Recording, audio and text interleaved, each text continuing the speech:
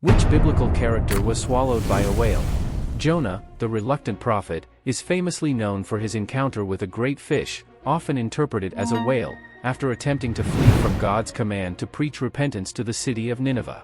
The book of Jonah, one of the minor prophets in the Old Testament, recounts how Jonah, upon receiving God's call, boards a ship bound for Tarshish in an attempt to escape God's presence. However, a violent storm ensues, and Jonah is thrown overboard by the ship's crew to appease the wrath of God. Miraculously, Jonah is swallowed by a great fish appointed by God, where he spends 3 days and nights in the belly of the fish, crying out to God in repentance and prayer. After this ordeal, the fish spits Jonah onto dry land, where he obediently fulfills his prophetic mission to Nineveh. Jonah's story serves as a powerful testament to God's sovereignty, mercy, and willingness to extend grace even to the most disobedient of individuals. What was the name of the place where Moses received the 10 Commandments? Moses received the 10 Commandments on Mount Sinai, also known as Mount Horeb, a mountain of great theological significance in Judaism, Christianity, and Islam.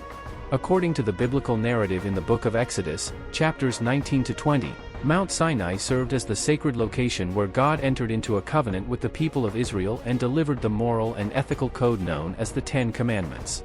The mountain was enveloped in smoke, fire, and thunderous manifestations of God's presence as Moses ascended to its summit to receive the tablets of the law. The giving of the law on Mount Sinai symbolizes God's covenantal relationship with his chosen people, the foundational principles of righteous living, and the establishment of Israel as a holy nation set apart for God's purposes. Mount Sinai remains a potent symbol of divine revelation, holiness, and the encounter between God and humanity. Who was the first martyr of Christianity? Stephen, a devout follower of Jesus and one of the early leaders of the Christian community in Jerusalem, holds the distinction of being the first martyr of Christianity. The account of Stephen's martyrdom is recorded in the book of Acts, chapters 6 to 7. Stephen was chosen along with 6 other men to serve as a deacon, tasked with overseeing the distribution of food to widows in the early Christian community. However, Stephen's ministry extended beyond practical service to proclaiming the gospel with great boldness and conviction. His preaching aroused the opposition of religious authorities who accused him of blasphemy and false teachings. In his defense before the Sanhedrin, Stephen delivered a powerful speech recounting Israel's history and the prophetic witness to Jesus as the promised Messiah. Enraged by his words, the religious leaders stoned Stephen to death, making him the first Christian martyr.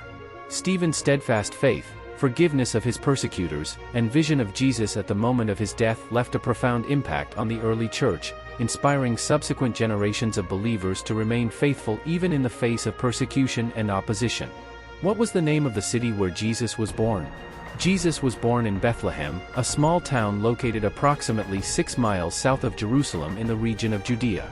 Bethlehem holds significant historical and religious significance in Judaism and Christianity as the birthplace of King David, Israel's greatest monarch, and the prophesied birthplace of the Messiah.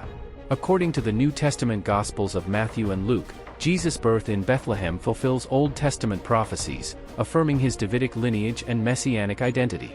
The city of Bethlehem, meaning house of bread in Hebrew, served as the humble setting for Jesus' miraculous incarnation, celebrated by angels, shepherds, and wise men from the east.